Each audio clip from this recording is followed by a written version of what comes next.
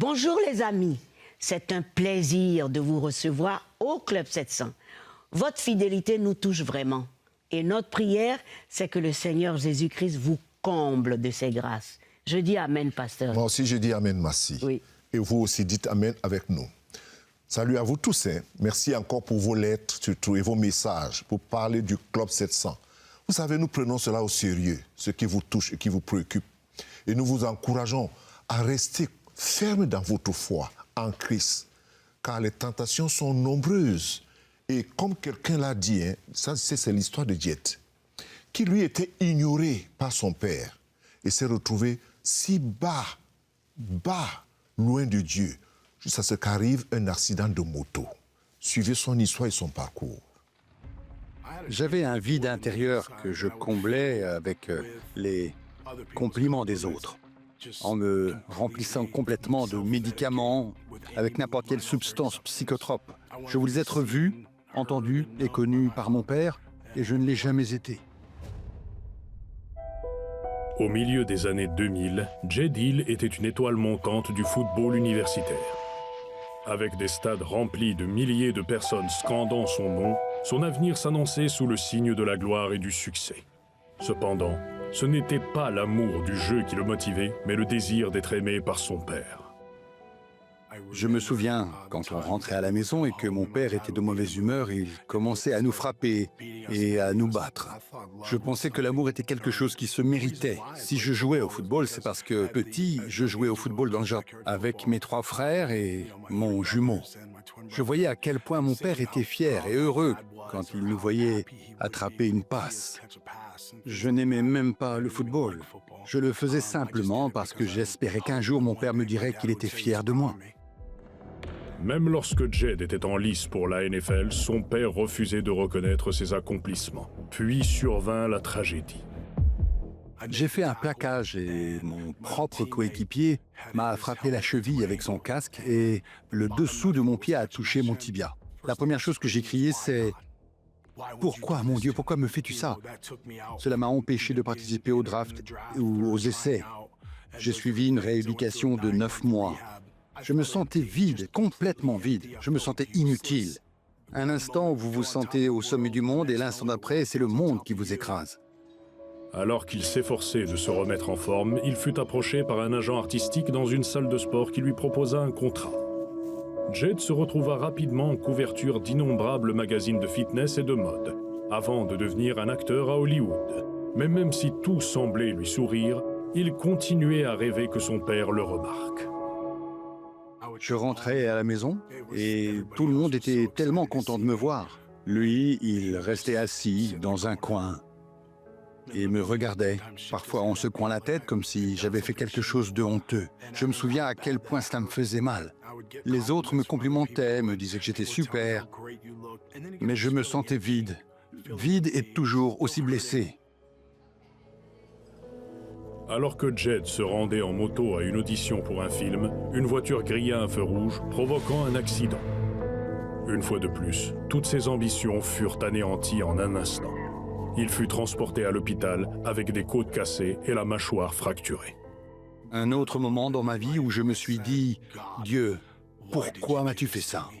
Ne joue pas avec ma vie.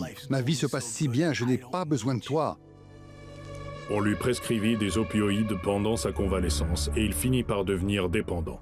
Il commença à vendre de la drogue et à voler pour pouvoir s'en procurer davantage. Finalement, arrêté et condamné à une peine de prison, Jed était prêt à en finir.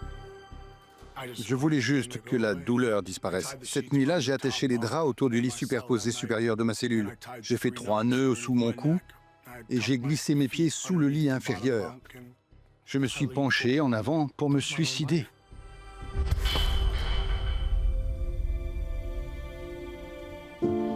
Jed se réveilla à l'hôpital 6 jours plus tard après être mort et avoir été réanimé.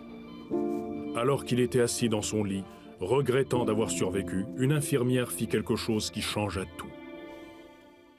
Elle m'a dit « Jed, si tu peux vraiment être honnête, ta vie peut changer. » Elle m'a tendu un petit exemplaire du Nouveau Testament. Je me souviens être resté assis là, à réfléchir à l'honnêteté, à la façon dont je me mentais à moi-même en cachant tout ce que j'avais vécu dans ma vie, sans laisser personne savoir ce que je traversais. Ma vision du Père Céleste était tellement obscurcie par mon Père terrestre que je ne voulais rien avoir à faire avec lui, même si ma mère nous obligeait parfois à aller à l'école du dimanche, à l'église. Je me suis donc souvenu de certains versets appris pendant mon enfance comme Jean 3,16, afin que quiconque croit en lui ne périsse point, mais qu'il ait la vie éternelle. J'en avais assez de périr, et je voulais être quiconque. Je voulais ressentir l'amour et la compassion que je n'avais jamais ressenti auparavant. Et ce moment m'a brisé. J'ai dit, Dieu, je te donne tout ce que je suis. Ce n'est pas grand-chose. Je te donne tout ce que je serai, mais fais-en quelque chose. Lisant la parole et priant quotidiennement, Jed consacra sa vie à Christ.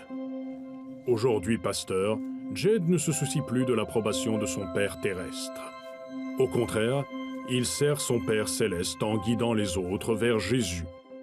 Je devais présenter mes excuses à Dieu pour les choses qu'il n'avait pas faites dans ma vie. Ce n'est pas lui qui m'a rendu toxicomane. Ce n'est pas lui qui a poussé mon père à me maltraiter.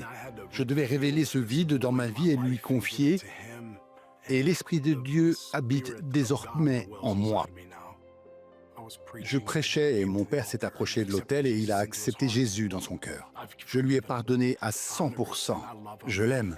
Maintenant que j'ai mon fils, qui est un miracle, je vais l'aimer et lui rappeler à quel point je suis fier de lui, même pour les petites choses. Car je sais ce que c'est que de ne pas ressentir cela. Dieu a un plan de rédemption. Peu importe où vous avez été et où vous pensez aller.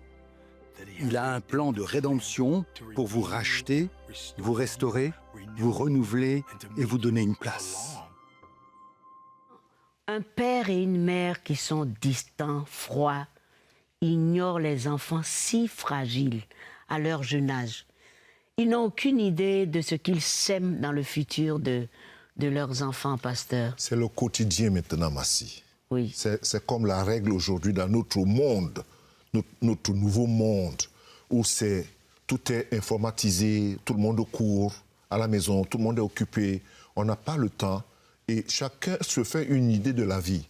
Ah, peut-être moi je ne peux pas donner ce que je n'ai pas reçu de mes propres parents. C'est des excuses qu'on trouve. Et ça n'a rien à voir avec l'amour. L'enfant que vous avez porté. Mais pourquoi avoir fait des enfants si vous ne pouvez pas leur donner ce qu'ils ont besoin? Oui. Pourquoi? C'est la question souvent que personnellement je me pose. C'est difficile. Et avec le système actuel, la maman est dehors, elle travaille, le papa est dehors, il travaille. Et puis, lorsque vous rentrez, vous tous, vous êtes KO. Les enfants veulent un câlin, un conseil, ils veulent une oreille attentive, ils veulent parler, ils ne peuvent pas parler. Oui. Et finalement, le dehors les appelle. Mais, pasteur, pour le chrétien, ça ne devrait pas être ainsi parce que l'amour de Dieu a été répandu dans nos cœurs par le Saint-Esprit. Par le Saint-Esprit, c'est vrai. Nous pouvons. C'est une question de bonne volonté et de choix et de disposition. Oui. J'espère que vous n'êtes pas dans le même cas, s'il vous plaît. Recorrigez un peu votre théologie de la vie et Dieu va vous aider. Mais ne nous quittez pas. À tout de suite.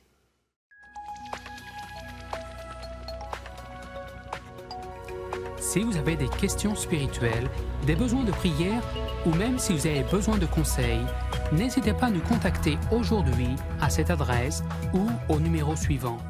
Nos conseillers sont là pour vous aider. N'oubliez pas, nous sommes là pour vous.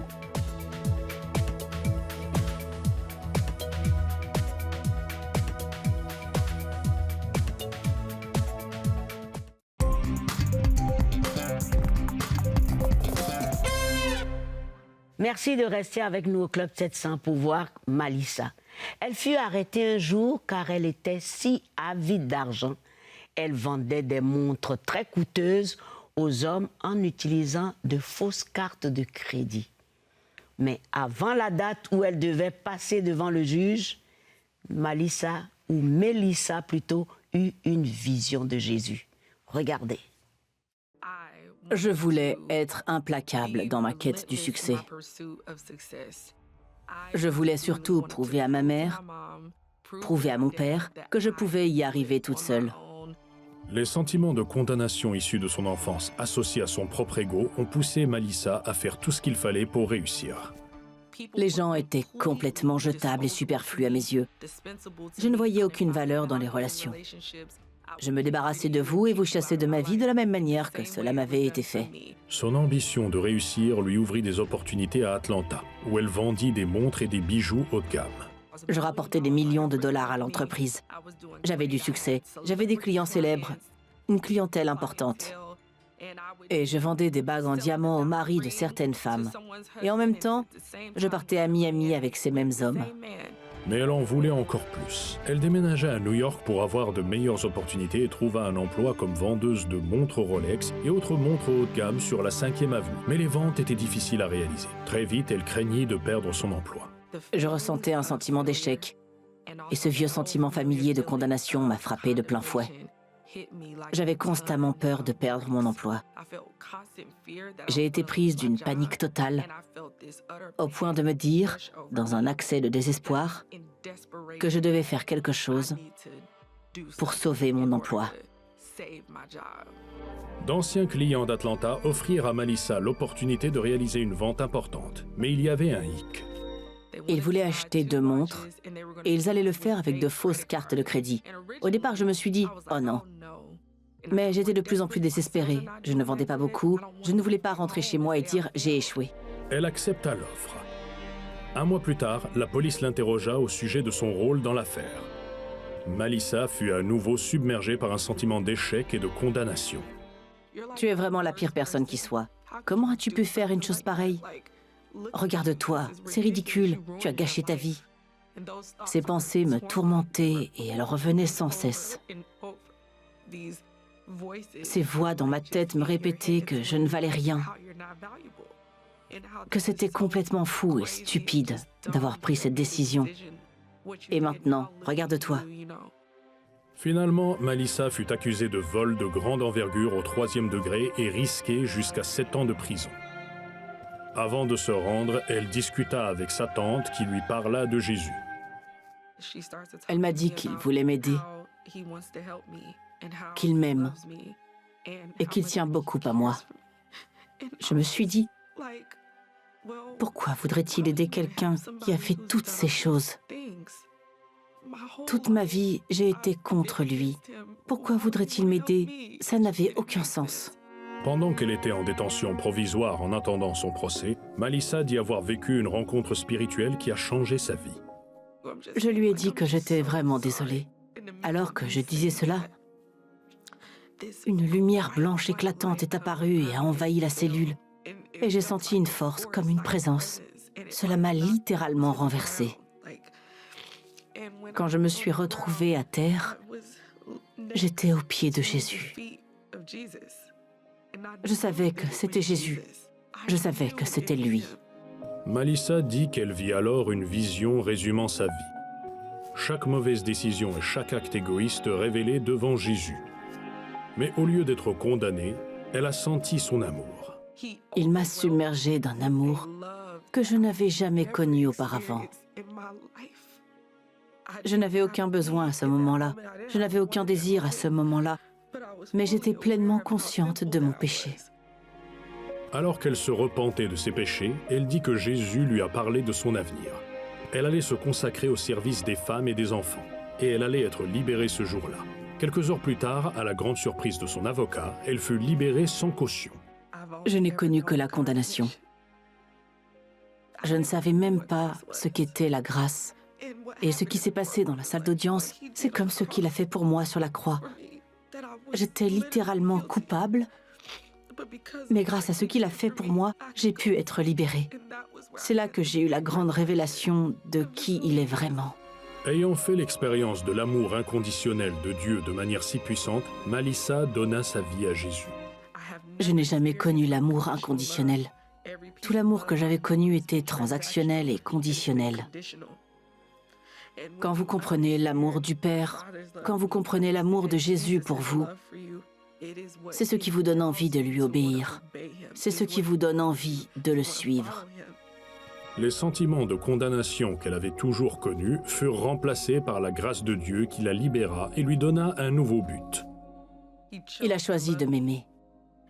Pour cette raison, je lui ai donné ma vie. Je sais qu'il ne fait aucune distinction entre les personnes. Donc ce qu'il a fait pour moi, je sais qu'il est disposé, capable et apte à le faire pour les autres. Voir que tout ce qu'il a dit est vrai et travailler avec des femmes et des enfants en son nom, c'est tout simplement un immense honneur. Je ne reviendrai pas en arrière. Ah, l'appât du gain, l'argent et l'argent. Mais l'argent conduit très bas quelquefois. Mélissa voulait, depuis son jeune âge, prouver à toute la famille qu'elle allait réussir, devenir riche, être quelqu'un d'important. Et elle était prête à tout pour y arriver, quels que soient les moyens et détours. Au lieu de cette réussite, la voilà dans une cellule de prison, attendant d'être jugée et condamnée. Donc, entre regret et honte, elle pensa enfin à Jésus-Christ. Satan lui avait parlé de Jésus au téléphone. Mélissa réfléchissait. Elle s'appelle Mélissa en fait. Elle réfléchissait beaucoup. Elle n'avait aucune solution pour échapper à son sort. Et c'est là que l'impossible, selon les hommes, arriva. Jésus lui apparut dans une vision. Croyez-le, c'est une vision. Elle vit toute sa vie de péché défiler devant elle. Quelle honte elle est ressentie. Mais dans le regard de Jésus, un amour indescriptible. Pas de condamnation, pas de jugement, mais que de l'amour. Elle s'est repentie, oui, et a entendu Jésus-Christ lui parler de son futur, pas du présent, mais de ce qu'il avait voulu qu'elle soit. Qu'elle devait aider plutôt les femmes et les enfants dans un monde mauvais pour Dieu. Et que d'ailleurs, elle ne sera pas condamnée le lendemain. Elle ne fera pas de prison. Wow! Et vous savez, les amis, Dieu ne ment jamais. Il en a été ainsi. Mélissa, au grand étonnement de son avocat, elle fut relâchée libre. Un vrai miracle.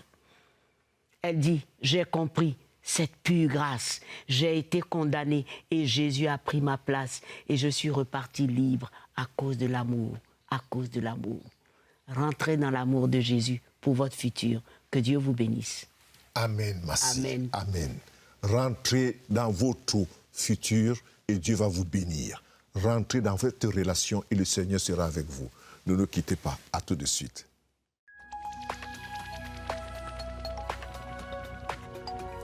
Si vous avez des questions spirituelles, des besoins de prière ou même si vous avez besoin de conseils, n'hésitez pas à nous contacter aujourd'hui à cette adresse ou au numéro suivant. Nos conseillers sont là pour vous aider. N'oubliez pas, nous sommes là pour vous.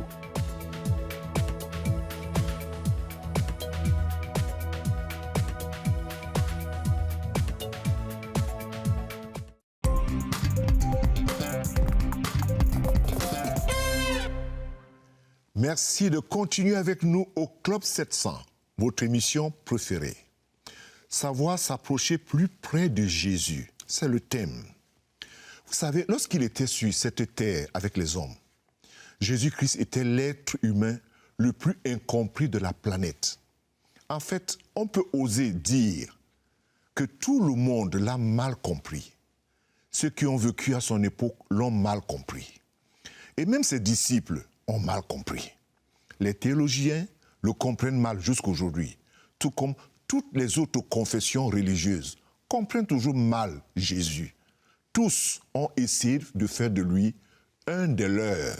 C'est pour cela. Tous essaient de faire de Jésus l'un de leurs. Tous nos esprits scientifiques sophistiqués comprennent mal le Seigneur Jésus.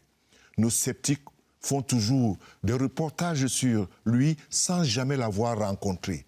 Tout le monde semble avoir une opinion sur lui sans jamais l'avoir aperçu. Tout le monde discute de lui. Mais lorsque vous commencez, honnêtement, à comprendre qui est Jésus, vous commencez aussi à apprécier pourquoi il y avait un conflit, celui d'une culture, d'un mode de vie avec les nôtres. Certains d'entre nous se disent, depuis que j'ai commencé à suivre Jésus, je n'ai jamais eu autant de problèmes de toute ma vie. En fait, les problèmes sont un signe que vous êtes sur la bonne voie, mes amis. Ça, c'est un signe, hein, quelque part. Car vous êtes bénis en fonction du conflit que vous surmontez. Je suis béni en fonction du conflit que j'arrive à surmonter dans ma vie. Il sait ce que vous traversez. Et il est avec vous.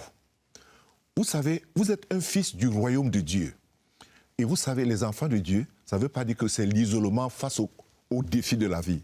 Cela vous qualifie plutôt simplement à faire face aux défis, le fait d'être un enfant de Dieu. Cela me qualifie à faire face aux défis de la vie. Parce que celui qui est en vous, en nous, est plus grand que celui qui est dans le monde. Je veux que tu le répètes. Celui qui est en moi, c'est-à-dire le Fils de Dieu, est plus grand que celui qui est dans le monde. Les défis sont juste la preuve que je dois affronter pour montrer ma position et ma place en Christ. Seigneur Jésus, c'est ta parole que j'essaie de communiquer à quelqu'un en ce moment. Aussi, je te prie de te révéler profondément à celui qui crie dans son cœur, parce que tu réponds aux prières. Que le Seigneur vous bénisse et qu'il vous restaure. Soyez vraiment bénis. Au nom de Jésus, Amen. Amen, merci. Amen, amen, amen, pasteur. Je suis la fille du roi des rois, donc il n'y a pas de problème. Merci à Dieu pour ça. Et merci à Dieu pour sa parole. Vous voyez, Obi continue de réjouir les uns et les autres à travers le monde. Car voici des parents sans moyens pour opérer la bouche de leur bébé déformé, qui avait 7 mois. C'était difficile d'avoir ce bec de lièvre. Mais toute la famille déborde aujourd'hui de joie et de reconnaissance à cause de vous. Regardez. Lorsque Weriani, âgée de 22 ans, donna naissance à sa fille à domicile, elle n'était pas préparée à ce qu'elle vit. Son bébé était né avec une fente palatine. Je me suis reproché ce qui était arrivé à ma fille. Pendant ma grossesse, j'ai continué à faire des travaux pénibles. Si je ne l'avais pas fait, elle ne serait peut-être pas née avec une fente palatine. Weriani a déclaré qu'elle s'inquiétait chaque jour de ce que serait la vie de sa fille lorsqu'elle grandirait. Je savais qu'on se moquerait d'elle à l'école parce que sa lèvre est différente. En tant que mère, je me demandais comment je pourrais la faire opérer. Les commentaires de leurs voisins en Indonésie n'ont pas aidé à apaiser son anxiété.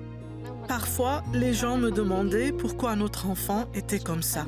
Je n'avais pas de réponse, alors je me suis sentie coupable. Le mari de Weriani, Testament, a déclaré que ses maigres revenus provenant de la récolte ne suffiraient jamais à payer l'opération chirurgicale de sa fille. Je récolte du caoutchouc sur les arbres tous les jours, mais je ne gagne qu'environ 15 $ par mois. Puis, un proche leur parla d'opération bénédiction. Grâce à vous, nous avons pu offrir à Aswin une opération gratuite pour réparer sa fente palatine. L'opération fut un succès. Je suis tellement ravie de voir comment va ma fille maintenant. Elle a toujours un doux sourire. Je suis très heureuse de son état actuel. Je ne m'inquiète plus que mon enfant soit victime d'intimidation maintenant. Weriani et Testament ont déclaré pour la première fois avoir de l'espoir pour l'avenir de leur fille. Merci à tous ceux qui soutiennent l'opération Bénédiction. Vous nous avez offert quelque chose que nous n'aurons jamais pu offrir à notre fille. Que le Seigneur Jésus vous bénisse. Vous voyez, dans les zones très lointaines ou même de près, l'amour agit grâce à OP et à vos dons. Je voudrais dire que nous avons plusieurs raisons, toutes les raisons de nous réjouir, Massi. Oui. Nous avons toutes les raisons pour vraiment être contents lorsque nous voyons des gens qui sont contents. Oui. Parce qu'il y a des partenaires de différents milieux, ce que OB fait pour aider. Pour aider. Oui. Pour aider. Et ces personnes-là voient l'amour de Jésus en action à travers les actes qu'on pose. Je suis convaincu que lorsque les gens regardent les émissions du Club 700, oui, et qu'on en arrive à cette partie du social, oui, ceux qui sont des partenaires, la première réaction intérieure, je crois que c'est un sourire. Oui. Que je participe à cette affaire. Oh, c'est magnifique. Même s'ils ne le disent pas, ils savent qu'ils sont dans cette affaire-là. Ils sont dedans. Voilà. Et ils n'ont pas besoin de s'asseoir comme assis, est assis là, comme Pasteur Kofi est assis là, mais ils participent par leurs dons. S'il vous plaît, ne baissez pas les bras. Nous avons besoin de vous Et le monde, la société, les villageois, dans les lieux très lointains ont besoin de vous. Merci. Oh, merci pour cet appel, pasteur. Vraiment, merci de l'avoir lancé encore pour tout le monde. Tout à fait. Donc, comme tu es toujours actif, on va passer à la on va passer à la prochaine étape, c'est-à-dire la rubrique Aux questions. des questions-réponses. D'accord. Donc, pour cette rubrique, si tu es prêt, nous allons poser la première question. Vas-y. Qui dit, que signifie confesser ses péchés? La confession est-elle nécessaire pour le salut? Et si je ne me souviens pas de tous mes péchés? Alors là, il y a 3 volets là, hein, Oui, pasteur? Commençons peut-être par le dernier volet. Ah bon, hein? Oui, c'est-à-dire que même si vous ne vous souvenez pas de tous vos péchés, Dieu connaît. Dieu connaît tout. Souvent, je le dis dans ma prière, Seigneur, ce que j'ai oublié, toi, tu n'as pas oublié. Ce que j'ignore ici, toi, tu n'as pas ignoré. Donc, c'est d'abord ça la première chose. OK. Donc, ne faisons pas semblant d'aller chercher, imaginer les péchés. Ce qui vous vient à cœur au moment où vous êtes en train de faire votre confession, dites-le à Dieu, simplement. Deuxième volet, est-ce que la confession est nécessaire? Oui. Si nous confessons nos péchés, il est fidèle et juste pour nous les pardonner et pour nous purifier de toute iniquité. Amen. Pourquoi nous devons confesser? Il faut apprendre à verbaliser ce que nous pensons dedans. OK. C'est important. La confession ici, c'est pas que Dieu ignore ce que tu as fait ou ce que tu penses, mais c'est à toi de verbaliser, de rendre cela verbal, de dire un mot. Il dit, parle toi-même, défends ta cause. Donc la confession à un certain moment, Massi, là où je suis en train de défendre ma cause, oh Dieu, aie pitié de moi, j'ai péché. Je défends ma cause à ce moment-là. Tu reconnais. Je reconnais. Et tu l'exprimes. Voilà, je l'exprime. Donc, et là, c'est plus intime. OK. C'est plus intime. Et si tu ne connais pas parler français ou anglais, parle dans ta langue. C'est tout. C'est important. Donc, confesser, c'est parler à Dieu. Ça, c'est le premier volet. OK. Non. Confesser, c'est venir vers Dieu et lui parler sincèrement. C'est un entretien entre un enfant et son père. Parce que n'oublions pas que Dieu est d'abord notre Père. Amen, comme Jésus a dit. Peu importe ce que nous faisons ou nous avons fait, Dieu est ton Père, Massi. Oh, merci beaucoup, merci pasteur. Je me suis débrouillé. Oh non, non, tu as bien répondu. Alors les amis, nous finissons cet épisode avec ce verset du psaume 46, 1 qui dit « Dieu est pour nous un refuge et un appui, un secours qui ne manque jamais dans la détresse. » Oh, j'écris Amen, Amen et merci à Jésus. Merci pasteur. Les amis, retenez cela et à très bientôt. Au revoir.